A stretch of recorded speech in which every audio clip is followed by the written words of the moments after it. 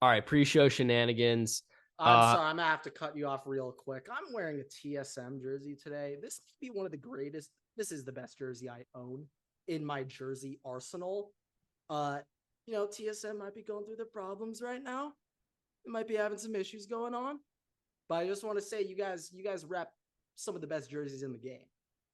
So Can you explain just what want to start. TSM is for all the football fanatics that follow the podcast? Uh, at one period of time, TSM was the equivalent of the New England Patriots when it came to like American eSports or professional video games. I'd assume most people listening to this have probably heard about it, but let's just say they are no longer. Well, yeah, they're what the Patriots currently are: pathetic, below average, and they're wasting their time on a shitty quarterback. That is what TSM is doing right now, Everett. They're the Patriots. Yeah, I think that's the best way to describe them. I would say that's pretty accurate. I What think would be that the is. Tom Brady? What would be their Tom Brady? Now this is getting very technical, but Bjergsen. But we're done now. We're done. We're done Um, here. Okay. so before the interruption, I was going to ask Grant. I forgot to do this the last episode. There's been a question going around the internet. Uh, I if y- also would like to say I think this question regularly comes up, you know it's a reoccurring comes thing. up It's a reoccurring thing. every year or so. But the question is, do you think you'd be able to throw a pass for 10 yards in the NFL or rush for a yard in the NFL? Simple answer. If I were talking about an entire NFL game, 100% I could. One Maybe you NFL game. can't, You have one but NFL I'm game. built different. I could. Yeah, a full game. But if we're talking one play here, okay, I think this makes it a little more fun. You have one try. Could you throw for 10 yards or run for a yard? I would say it might actually be easier to throw for 10 yards than run for a yard with one attempt. To throw? Well, yeah. I think it is potentially easier. And I also just want to get this out here now, okay? With me at quarterback, okay? I'm looking in the perspective of an NFL defensive coordinator. If me, Grant, Waterboy Grant, even worse, Waterboy Grant is at quarterback, I am doing the classic Dr. Blitz, Dr. Heat, Greg Williams defense, cover zero. All 11 guys will be on the line if I'm playing quarterback. Engage eight. I'm You're running daring you. engage I'm eight. daring me to throw. Yeah. Daring me to throw. Throw the ball. I dare you. Also, at the same time, though, if I'm lining up as running back, I'm not the quarterback. I'm lined up as running back. Then that box would not be stacked because they aren't afraid of me. So now that I'm thinking about it from that perspective, it might be easier to run for a yard. Keep in mind, you have to follow your blocks and all like. I'm aware as a former lineman. I mean, well, our running back was pretty good. He just won the first draft of the MLB. He's on the Mets now, but I would get very mad when he would take the wrong hole. Usually, ended up being But okay. also break 3 tackles and score. also But I get mad still. you're shitting your pants because you don't want to die and get hospitalized from getting hit by a 300-pound 6'5" defensive lineman. That's 100%. Even I'd even be afraid of getting hit by a corner. Literally Going any full hit. I speed, don't want any hit. I don't want to be touched. sliding on the ground. Yeah, Look, I mean, literally slide as a running back. being honest, I think it probably would be easier to throw for 10 yards than to rush for a yard, assuming that the defense is just gonna scheme up because Let's just assume I can't cut. You let's can't. assume the defense is not okay. Let's say this. If I'm going to be quarterback, you just put myself in an NFL quarterback's body. It's just my mind. But the defense doesn't know that it's me. Let's do it from that. It might be a little more No, fair. that's I don't think that the point is you literally as you are right now, as Well, the I'm human saying being it that is as sitting there right now, no, I would get you that. be But what I was thinking about, like what I was just saying, that first little example is that I don't want the defense to be fully aware that it's quite you, and I don't want them to literally run just engaged a eight? random ass defense because of it. Like, pretend it's a standard NFL defense. Yeah. Like Tampa 2. We're running Tampa 2. Let's just say I, we're running I Tampa 2. don't know. I would probably say it probably easier to run. I guess when you start taking Probably into is. account the fact that you're going to have to read the safeties and stuff so they don't come down and pick you Well, off. I mean, if I'm thinking about a 10-yard pass, Let's say this. I'm not throwing it. Let's say this. I'm throwing a quick screen and you do the 10 yards. No, you That's have to the get best way you have for to me get do 10 air yards. Okay, whoa, that changes the whole thing. If you had 40 obviously the run then. If 10 you had air yards, if you had 40 passing attempts in a game, do you think that you'd be able to complete a pass for 10 or yards? plus No. air yards? No. 40 attempts, not possible. No. How many passes do you think that you'd be able to complete that's not screens? I don't know if I'd be able to do it if it's 10 air yards. But if let's just screens, what if it's it's like slants? Like we're just running lucky. Michael Thomas is just running over the middle. Yards. Okay. Like I could not throw a fucking 13-yard dig. I think if you gave me a full game to run 1 yard in the NFL, I would be able to do it. I would much more. But I would 10 air yards. I would then be airlifted out of the stadium going to the hospital afterwards. I would also say one thing with the running game is that, I mean, it's not like I'm breaking a tackle. God, no. But no. I'm not breaking a tackle. The tackle's breaking me. Yes, anyone on that defense would break me. Shit, I'm gonna have scoliosis. I'm gonna have scoliosis for the rest of my life. Yeah, I mean, you know how Nick Bosa definitely running though. You know how Nick Bosa got tapped in the championship game, in the NFC championship game. He got tapped off the sideline, like they ran into him. Oh yes. Yeah, if that happened to me and that was me there, not Nick Bosa, I'd probably be writhing in pain. No, I'd find a way to like break my back after that. But no, I slightly modified the question. I know you said, could you do either? I'm gonna say no, but the running 1 yard is easier than the 10 air yards, but just 10 passing yards, I think might be easier than the running yard. Yeah, well, you just throw a screen like a bubble and they just run. Yes, I'm assuming you're throwing a screen and you're just like praying to God. Yeah. I'm not getting you those 10. That's on no. You. No. But no. Maybe back in my prime, like back in my heyday. Right now, no, not right now. No. But yeah, at one point, yes. Okay. I also, this is very weird to even consider, but I actually was probably physically better equipped to take a hit when I was a sophomore in high school than I am now.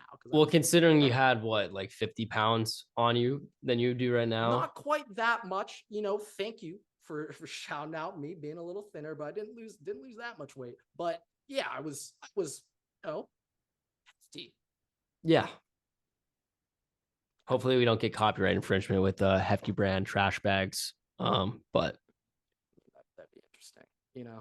While we're at it, I'll just say Brawny too, just in case they come after us also while we're at it. Okay. But without further ado, what is going on, everybody? Welcome back. To maybe a slightly unprepared episode, but a very important episode of the Waterboy podcast today. No. We are always prepared. Yeah, absolutely. Our unnamed intern took a break. We're not recording this early or anything. It's Tuesday, May 2nd. The Laker game hasn't even started yet. It's 6 p.m. Pacific time. We are really recording this early, but absolutely blame the unnamed intern. Absolutely nobody saw this coming, Everett. Nobody saw this coming. This is completely out of left field, but Joel Embiid is your NBA MVP. I'm so sorry, Shay. I think Jokic deserved his third MVP too, but Joel Embiid, in an absolute shocker, last-minute change-up switch, he is the MVP. But okay, and in all reality, we all knew this was coming. This isn't a surprise. I actually thought there was a period of time when I was listening to like Shannon and Skip debate who's the NBA MVP. I'm like, what the hell are we doing? Like, you guys must really be out of topics. Like, we know who's winning the MVP. But forget the MVP. More important, Everett. The Sixers are currently up 1-0 on the Celtics, and Embiid isn't playing. Harden dropped 45 last night with a step back three in Al Horford's face. I think that I think Harden's playing for a new contract. So yeah, I mean, and also, up. James Harden, the memes of him in the playoffs, they've been ramping up recently. Hasn't found much playoff success, and you know what? It's Harden's team. Embiid might be MVP, but Harden's the MVP when it comes to winning playoff games, at least now. But right now, just right now in this moment. Obviously, I mean, I've already said this. I'm still confident it'll happen. It's still going to be a Lakers Celtics NBA Finals, but let's just say I'm actually pretty happy as a Laker fan that Boston drops this game one. Shit, that series can extend a little bit. Maybe Boston's a little slow going into the Eastern Conference Finals. Maybe that series drags out a little longer. We're looking at rest here. We're looking at rest, which is what the Lakers have over the Warriors. But I digress. The Nuggets are currently up 2-0 on the Suns, Everett. They're currently up 2-0. CP3 got hurt in the third, and afterwards it was all downhill for Phoenix. Got outscored 27-14 in the fourth quarter. Not going to win many playoff games when you can't get buckets in the fourth. But I also read, Everett, that CP3 will be out games 3 through 5 in this series, with the earliest possible return at game 6. So I just want to say, Everett, well, first things first, we don't want injuries. I want CP3 to be playing. I love CP3. I'm still pissed that David Stern blocked the trade for CP3 to the Lakers in 2011. Yeah. But there is no bigger winner. It's Scott Foster. With the Nuggets going up 2-0 than the LA Lakers, Everett. There's no bigger winner than the LA Lakers. Scott Foster, it's not actually, he might be disappointed. He might be disappointed, actually. And records have been broken this postseason. Chris Paul has, I'm pretty sure, won his first ever. Yeah, he won his first ever. Yes, first ever. So, ask me a month ago, yes, but not quite the same today. But there's no bigger winner than the Lakers, with Nuggets going up 2-0, Sixers taking a 1-0 lead. Looking good right now for the Lake Show. I also still think the Suns are going to win that series when it's in Phoenix. I think they're going to tie it up 2-2 even without CP3. But well, the thing is now, if this was last year's Suns, I would have probably said that now they're losing the whole series. But with KD there, I feel a lot more confident in that. But yeah, hopefully KD needs to start playing. Kevin Durant shoot more down the stretch. A little bit better. That's a good solution to win more games instead of having him pass. But hey, I don't know. I'm no NBA expert. I'm no NBA coach. I'm just a stupid TSM fan. What do I know? But NBA's off to a hot start in the second round, Everett. A lot of exciting matchups right now. Knicks are currently in a bit of a heater. Jimmy out right now, so. Jimmy, so do you know how long Jimmy's going to be out for? Because I haven't seen an update. Pretty sure he'll be back for game 3. I'm pretty sure he was like a last minute scratch for this game. Like he does. It looks like, I think he has a high ankle sprain. Is that what it was? I think. So, I mean, it is definitely hard to play on that, but I mean, Patrick Mahomes did. You know what they say, just a couple Toradol shots, like Ali. No. Not Toradol on the ankle. Not Toradol on the ankle. You don't do that. We don't do that. Well, what is it then? For an ankle sprain, you don't do anything. You just try your best to let it heal. No.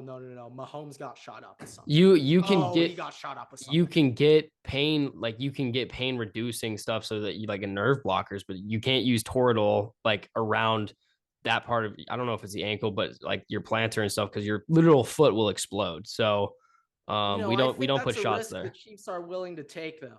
I think that's a risk they're willing to take, and they won a Super Bowl because of it. Yeah. So I'm gonna give it to him on that. Let's just say that ankle sprain's not.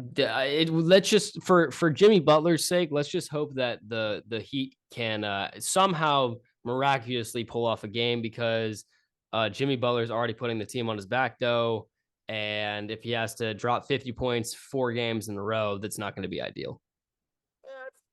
looking aight. Heat are up 1, 6 minutes left in the third. They might actually get it done without Jimmy still. So I mean, maybe.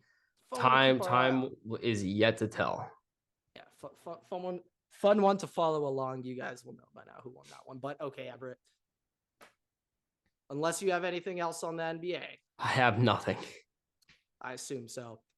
On to the college football landscape. So, Everett, the College Football Playoff Committee officially announced the expanded 12-team playoff schedule, and they took all the New New Year's Year's 6 games. 6. Holy shit, I was about to say New York 6 games. I say that all the time. I say games. New York 6 all the time. I don't know why. I just see NY And why? 6, And it's New York and 6. I'm like, NY's New York. But yeah. no, New Year's 6 games.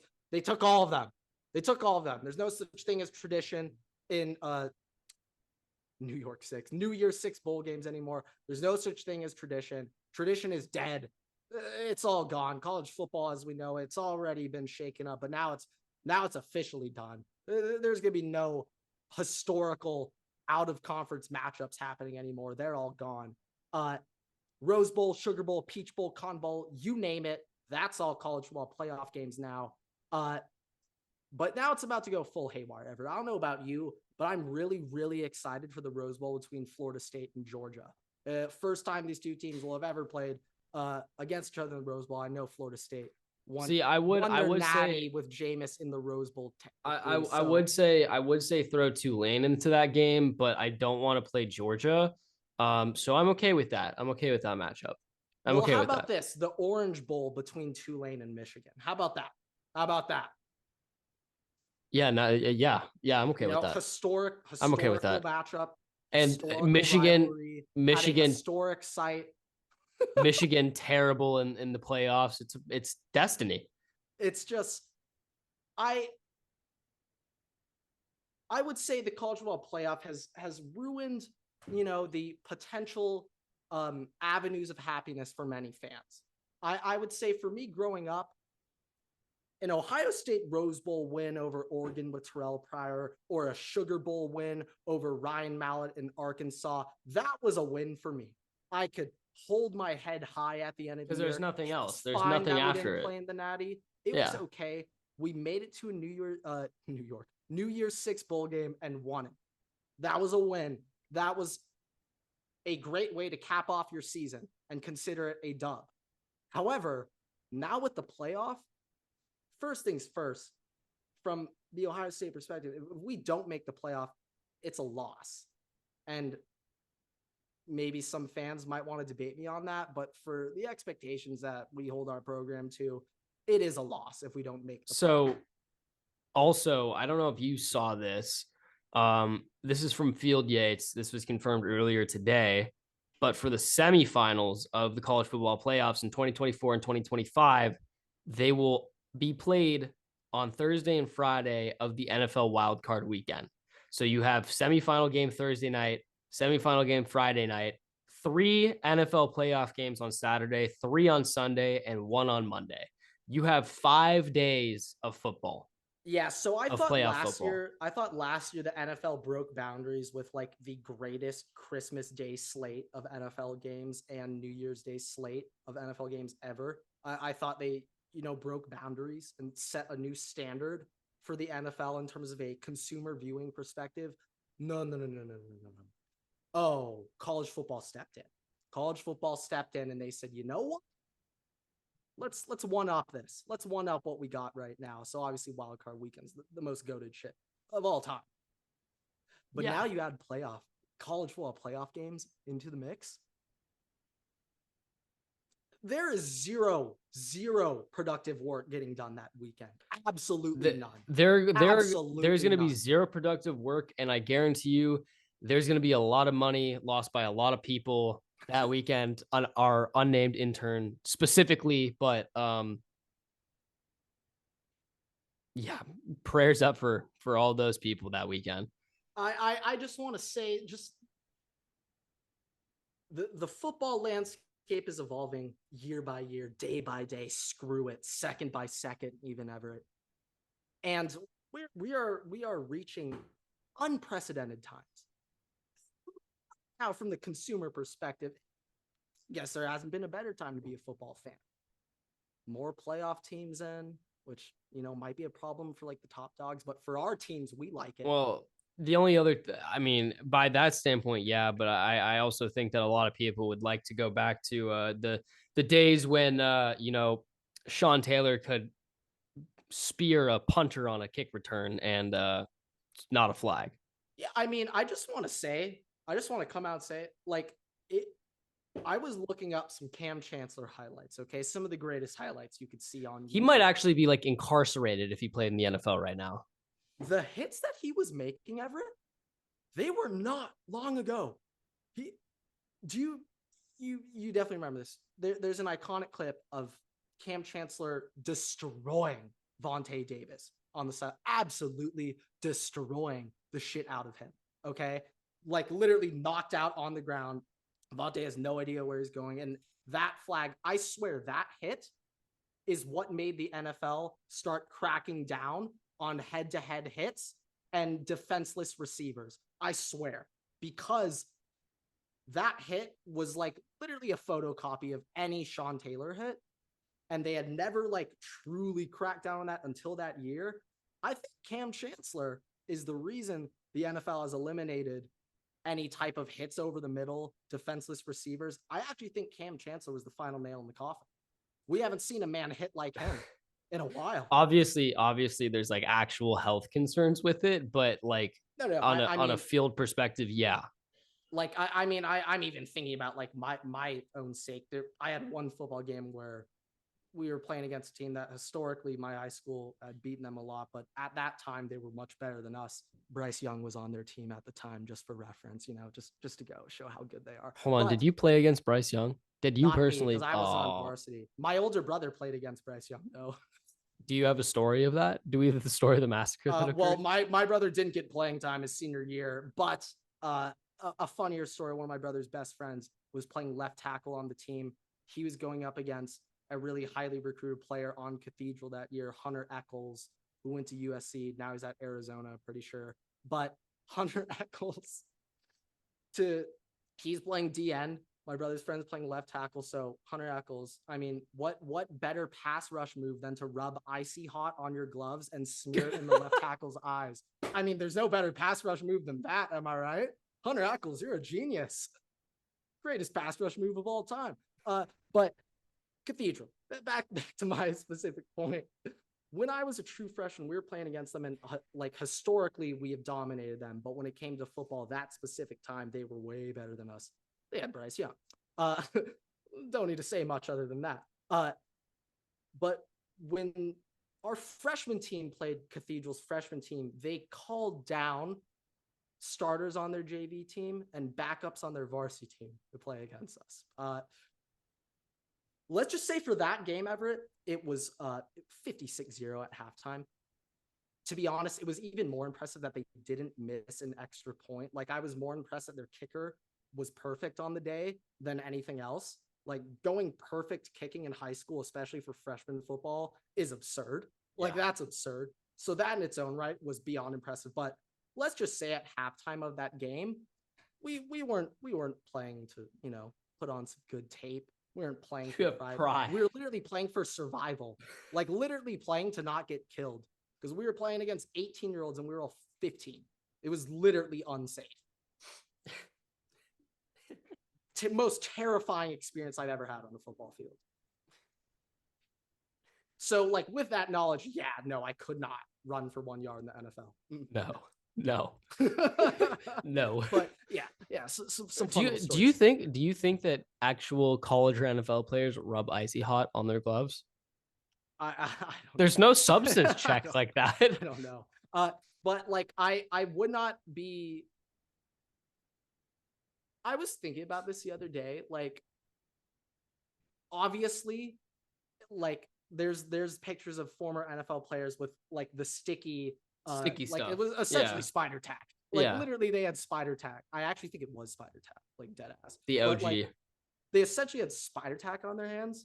And like, I can understand how that could obviously help like a receiver a lot, but like, let's say a receiver did do that, or like, screw it. Let's just talk about that era of the NFL with all this literal spider tack on your hands. Wouldn't that wouldn't the quarterback hate that? He gets the ball back in the huddle and they're just goof over Goopy. it. Would that not Goopy. would that not piss them off?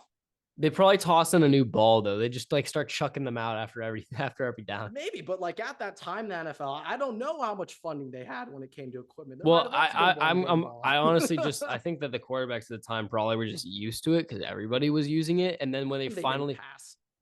Yeah. And then when they finally got like the real ball, like they banned it and they were just throwing with like no goop on it, they were like, wait, I can actually throw the ball. I mean, it can actually go kind of far. When the first pair of like the truly sticky receiver gloves came out, oh my God, that was probably the biggest game changer in all of passing NFL history. I mean, hey, like, no. The biggest game changer was Lefty Dick Strong inventing the forward pass. Oh yeah. Well, I mean, to be honest, the USC defense, they literally had never seen it in their life. They had it didn't no exist. idea what to do. Yeah, literally. Like even the refs were like, "Is this legal? Is this like, are we? Is this okay? Are we?" And then they were like, "Screw it! That was the most exciting play we've had in years. Yeah, it's legal now. Revolutionary. But we got off the topic of the college football playoff, Everett, but I got some more information, Everett. According to the official college football playoff website, this is how they're going to seed the teams and select the 12 teams, Everett. Pay close attention to this. Yeah, I am. As a non-Power 5 fan. This is literally yet. These college football playoff, the committee is literally directly speaking to non-Power 5 schools here. The field of 12 teams will be comprised of the 6 conference champions ranked highest by the selection committee. No minimum ranking requirement allowed. You could have 4 win. Well, I mean, you wouldn't get 6 the conference championship game, but like in theory, you could be 500 and make the college football playoff. But in addition to the 6 conference champions, the 6 next highest ranked teams will make it into the playoff field. So the 4 highest ranked conference champions will get first round byes and will be seeded 1 through 4. So let's just say this, Everett. Last year, let's say Tulane goes 12-1, wins the AAC. Sorry, and Ohio State TCU plays out. Tulane is ahead of them. But let's break down on what the 12-team playoff would have looked like last year.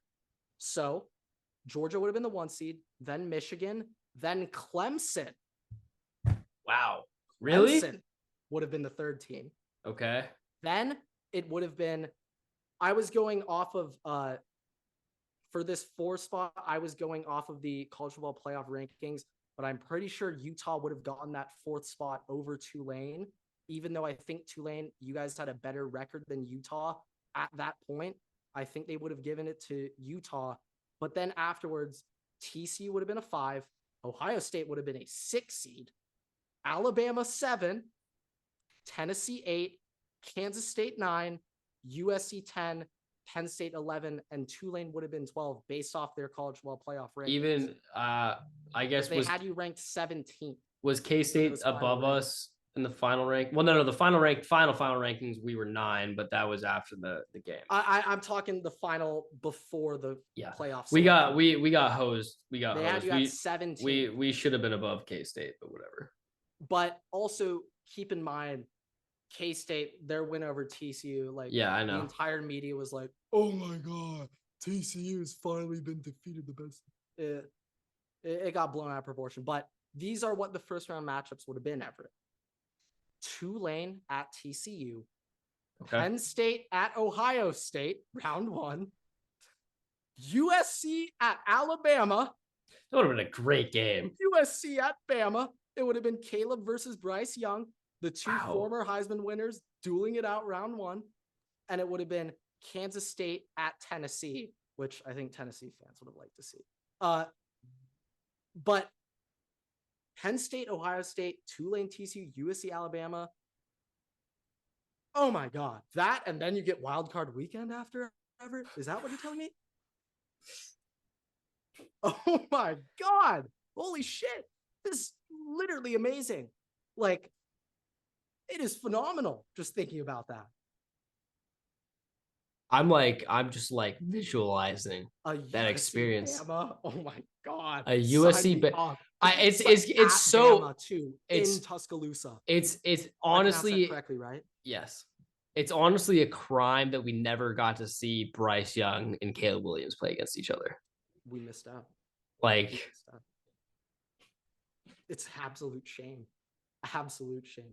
And it's also like there's been a lot of videos circling around like Bryce Young and CJ have known each other through high school. Like yeah, they both played Southern California. So it's every college quarterback is from Southern California. But like they were boys back in like high school camps. And it was obviously great seeing them two dap it up, hug it out after they both went 1-2. But we didn't even see that matchup. But just to think we could have got Caleb versus Bryce. Oh my God, the media would have absolutely loved that. The two Heisman winners going, well, oh, we would have known Caleb was the Heisman at the time. Yeah. at the So time, yeah, yeah, yeah, it would have been the two Heisman winners. Oh man. This is gonna be electric. This is gonna be electric. Uh would have been electric. yeah. Would have. I'm acting like they're You're playing acting this like they have a possibility of playing right Yeah. now. But this is the last little point I was thinking about college football playoff expansion, Everett. So I'm thinking from your specific perspective on Tulane, at least for the near future, with you guys still in the AAC, you guys should be pretty hyped on this. You guys are favored to win the AAC next year, based on the looks of this. You guys you guys have the path to the college football playoff. You know, it's in your hands right now. It You is. control your own destiny. That's what I was looking for. If I'm our athletic director right now and I'm looking at the Pac-12 invite because I believe it's on the table. If I'm looking at that and I'm looking at That'll be a geographical shakeup. but it's I'm looking at that and then I'm looking at this with the college football playoffs and the AAC. I'm not gonna lie, I might not want to leave the American Conference because if I have a free, I mean, not free, but if I have an easier shot of making the playoffs by staying in G5 and being with the top team in G5, I might decide to take that over going to Pac-12. Because let's be honest here. Obviously, there's basketball. Obviously, there's baseball. This stuff. But what really is the sport, the college sport that like matters the most in making decisions on going to a different conference? It's football. So that's just the decision that I personally would make. Just I mean, on the basis of like what helps my team out, that gives my team the best chances to go far, and that's it.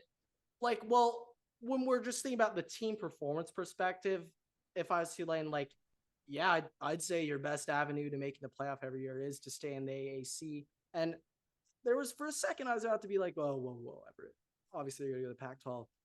But with USC, UCLA leaving, I think Oregon might end up trying to get the hell out of there too. And Washington is trying to get up out of there too. Their media rights deal expires either this year or 2024. And so when that new negotiation comes up, obviously that's going to be the big important stuff, how much revenue the teams are going to get. There might be a path. Might be a path where the AAC could have a competitive rate with the Pac-12. Yeah. If it's the Big 12, though, however, I know people are crapping on the Big 12. The Big 12 is actually getting their media rights deal done. So if they had a chance to win the Big 12, we're jumping ship. I mean, we already beat. And by we, I mean the wave. The wave. I mean, we beat rolling onto the Big 12. We beat what 4 Big 12 teams last year. So I mean, we would just own it anyways. We already own it right now. We'd roll in. We'd roll into the Big 12. Yeah. Tsunami, baby. But is that all you got for college football? Yeah. Last thing I just want to say, in terms of the top dogs, though, this expanded playoff, I'm very interested to see what a Tulane can do. I know you guys are built different. I know you guys can actually perform. I saw it firsthand when you guys played my team. I'm thinking about it from this perspective, though. A lot of people are saying, oh, with the new expanded playoff, it's amazing. We're going to get new champions. We're going to have Yes, this is true. We're gonna have new teams playing in playoff games. That's true, but new champions. Whoa, whoa, whoa, whoa, whoa. I think we might have new championship matchups, Yes. but I don't know Let's about new just say the champion. 12-team playoff has essentially just confirmed that Georgia, Alabama, Ohio State, I think USC are guaranteed to make the playoff every Now, year. now I think that's what this is. when we have our first massive upset matchup happen, like this year's Final Four and this year's March Madness, like what happened this year. I don't know why I said this year like 5 times. Um, but um, this year, but like what did happen at March Madness? I think the internet might break. Twitter might actually just shut down. 100%. Don't get me wrong. This is what I have a feeling is going to happen. I think that first year, right, there's going to be a massive, massive upset. Okay, and I'm I mean, not yeah, talking Tulane. We're going to beat Tulane over Georgia. USC. Georgia. That's not an upset. I'm talking I was. Kansas State beats Tennessee. Like what the hell?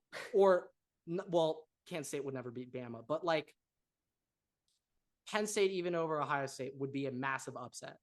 I think that first playoff run, Navy beat there's going to be UCF some. last year. Who did? Navy beat ranked UCF last year, which gave us home field advantage in the championship game. That could have also been a little bit of a look ahead spot for UCF. They might have just been looking ahead to Tulane. Who knows? Who knows? A lot of factors. But this just confirmed that the top dogs are going to be in the playoff every year, and good chance that they're going to be winning their first round matchups pretty frequently. Obviously, not if you play Tulane. Have new Tulane. bloods in there. Don't get me wrong. Of course, there's going to be new teams in there. You got But David versus Goliath, and I mean David won the matchup versus USC. So I would just say Georgia versus. I mean, we saw it happen with TCU. Georgia going up against literally any of those teams. I'm going to include Tulane in that. Sorry. I'm including Ohio State in that. They beat my team. Yeah, shouldn't have beaten your team. Oh my God. It's going to be. People are, for a moment, people will like it. And then they'll just realize, no. This now Georgia, if they have a down year, now they have a shot back in it again. Now your dreams get shattered every single year by the same team. What if Alabama just made it to the national championship last year? People would have been pissed. I would have been happier compared to what we watched happen. Yes, but grand scheme of things, it would have been like, what the hell? Most likely, yeah. Because there's going to be multiple years where they have 2 losses and they're still still there. Yeah. Which also gives you the bias of the playoff committee and the ranking system, which is the issue. We're going to see the rankings. Oh, yeah. They're going to be so skewed to the Power 5 teams. Yeah. Alabama will never play a road game. No. Alabama will never. Ohio State will never. Georgia will never. USC last year would have, but Georgia, Ohio State, Bama, no. They're essentially guaranteed home games. Also, keep in mind USC's window that we're thinking about really is basically next year. So no, it's still open. It's still open. You got to develop Malachi Nelson, or obviously Miller's going to start, but Miller's going to. That's why you need to develop him behind Miller. I was about to say, what the hell? Well, also Everett, slight pushback. I'm a little disappointed. I think you have high hopes when it comes to NFL, and you like to be on the optimistic side. Yeah, these players will develop. You think Lincoln can develop Malachi? I think he's developed other than Spencer Rattler. I think he's developed every other quarterback. Spencer Rattler's a pretty big caveat, and you have to be pretty bad for Lincoln Riley not to be able to develop you as a quarterback. I would say, I'm obviously biased because Lincoln's my coach now, but I'd say that was on Spencer. I don't think that was on Lincoln. Okay. Let's get into the NFL real quick and we'll end with that. I'm going to just start us off. I have the full list of 5th-year options which were declined. I'm not going to say everybody on this list. I'll just say the notable people: Chase Young, Isaiah Simmons, Jalen Rieger, your guy Kenneth Murray, Clyde Edwards-Helaire, and Patrick Queen really are the big names here. Mekhi Becton as well. Obviously, I know you want to talk about Chase Young, but I just wanted to note this, that the amount of people that had their options declined, 14 of the 32 draft picks had their fifth year options these are only declined. available to first round draft picks as well. Yeah. Correct. So yes. So almost half, almost 50% of all the picks in the first round had their fifth year options declined, which obviously indicates that they didn't play up to what they were hoped to be. Yes. And on top of that, not every other first round pick who has had their options accepted has been that guy. They're just, the team wants to keep them.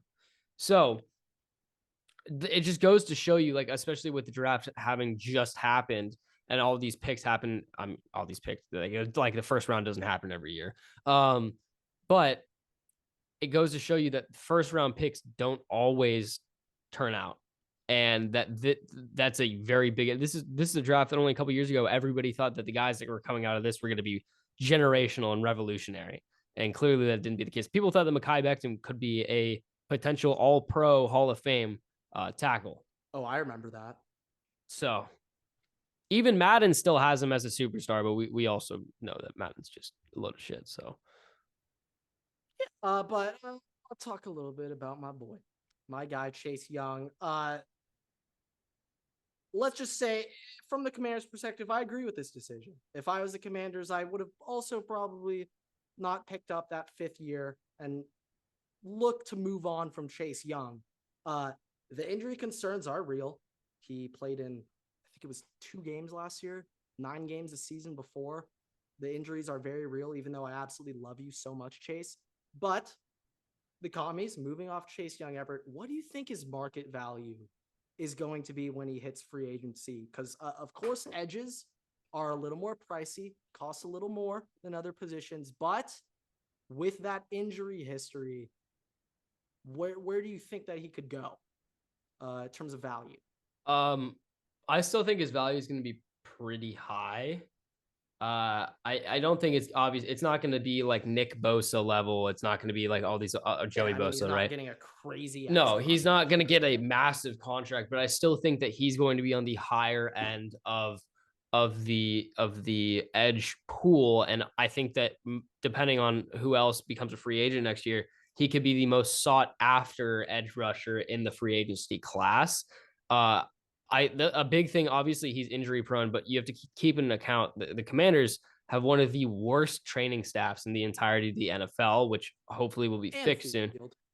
So yeah, and you have to take into account when another team's going to sign him, the issues that he probably dealt with recovery, and then obviously on the field conditions are going to change. And yes, of course, but then again, those injuries, they're yeah, but they also happen, but also like, no, they happen, but also like it's a very different situation when you're the conditions and the environment that you play in and the way that you recover change drastically because of the program that you're in. And in my opinion, I like if hope I'm, NFL teams agree with you on that. I'm looking. I mean, I'm pretty sure most do. But if I'm the Vikings, I want to sign Chase Young. Like I think that he probably will get a little bit of a bigger deal. Like he'll get a bigger deal than Zadarius Smith got with the Vikings. But I think that the kind of structure that was there with injury, like, clauses and stuff like that is going to be in that contract. But yeah, I would assume there wouldn't be much I guaranteed think money he's gonna get paid. He's gonna start for a team. And I really think that he's going to end up signing somewhere that has a prominent ranking among the facilities and the training staff and obviously the field conditions. Like, I think that any of those teams, we'll see what happens next year, but the teams that rank very high in those categories most likely will be able to contend to get him. So I wouldn't really worry about the injuries that much. Obviously, they're reoccurrent, but we've seen countless times with this has happened with potential free agents. They come back and they're even healthier. Like Saquon's had injuries, and last year he had one of the best seasons out of any running back. I'm hoping this, lights a fire under Chase's ass and it motivates him and inspires him. But, we'll obviously see what ends up happening. I was just thinking though, like overall, Chase Young, still very young, 24 years old, I'm pretty sure. If I have that number correct, let me double check. Fact check. Maybe he's like 25. Just while I'm right here, let me just confirm about he is 24, just turned 24 last month. So, and I mean, that's a premium position. It's a premium position. Yes. Everybody wants to have a dominant edge. As the great Urban Meyer once said, if you want to have a lockdown cover one defense, you need a $30 million edge or a $30 million corner. That you're going to need the personnel. So Chase Young, I'd like to think that he can come back and provide that option. I just want to say, though, I always thought to myself, even though Chase Young's last season at Ohio State statistically was the most dominant season for an Ohio State pass rusher, I always thought Nick Bosa was the best and Joey was a tad bit better than Chase Young in that he had a deeper bag of pass rush moves. Keep in mind, though, better against the Chase Young did have a very good rookie season in the NFL. Yeah, no, he had a very good rookie year. Don't get me wrong. It's just he hasn't played since 2020. Basically hasn't played since his rookie year. So it's a moderate issue. You don't want to see that. Of course, you don't want to see that. Are there any other fifth-year guys you want to go over? It made sense to me that Isaiah Simmons didn't get his I think he will have. He's been underperforming, but I am a little surprised given the fact that the Cardinals are in a massive rebuild, and knowing that he hasn't. Well, actually, not with the decline of the fifth-year option. I'd be surprised if he isn't re-signed by the team for probably a lower cost, because they want younger guys, and he plays he's an athlete. He can play multiple positions. And it just makes sense, so that way they don't have to try and fill that spot. But I do think that Isaiah Simmons is probably going to be a little bit undervalued on the market for what he is. But I think that he's going to go to a team and he's probably going to vibe. He's probably going to try and start for the team. And it could be at the linebacker or the safety position, whichever one they really want to just put him at. One last fifth-year guy that I was a little bit surprised about, but I can understand, was Patrick Queen. I was thinking for a second, I had a solid year last year. Obviously, the Ravens as a whole was well, they traded for Roquan Smith and they draft Trenton Simpson. Yeah, obviously they're trying to move. So Patrick Queen is a trade candidate. I don't know what he did to the team for them not to like him. But I believe he's been underperforming for what they wanted out of him. And that is more so like the issue. Also, obviously, with the fifth-year option coming out, they just gave $30 million to Roquan Smith, or however much it was. You might not want to be giving too much money to the linebacker room. I can understand that. Yeah. So, and Patrick Queen obviously is probably not worth the $18-20 million extension that the fifth-year option would give him.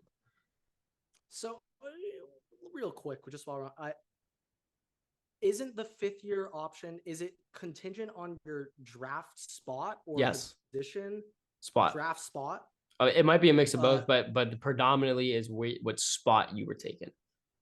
Yeah, because I know Herbert, I'm pretty sure this season is his fifth-year extension pickup, or it's next season. But the extent, I was like, Jesus, gets that much money for that? What the hell? It's his rookie. Was he was taking Justin Jefferson's season, right? Yes, he was. Yeah, he was. It was. This list that we're going through. So so his fifth-year option had to have been picked up already for, I guess, in 2 seasons. Otherwise, they didn't. It declined, which obviously it didn't. So they accepted it. Yeah. They picked up his fifth-year option is worth $29.5 million. Yeah. You're essentially praying. Likes that. Paying a premium for Holy shit. I was like, this really could go either of 3 ways. Praying. Oh damn. Paying a premium on your draft's position and spot. That's kind of what the fifth-year extension is. I obviously for quarterbacks and receiver it makes sense, but linebacker makes a little bit more sense. But Everett, some other NFL developments.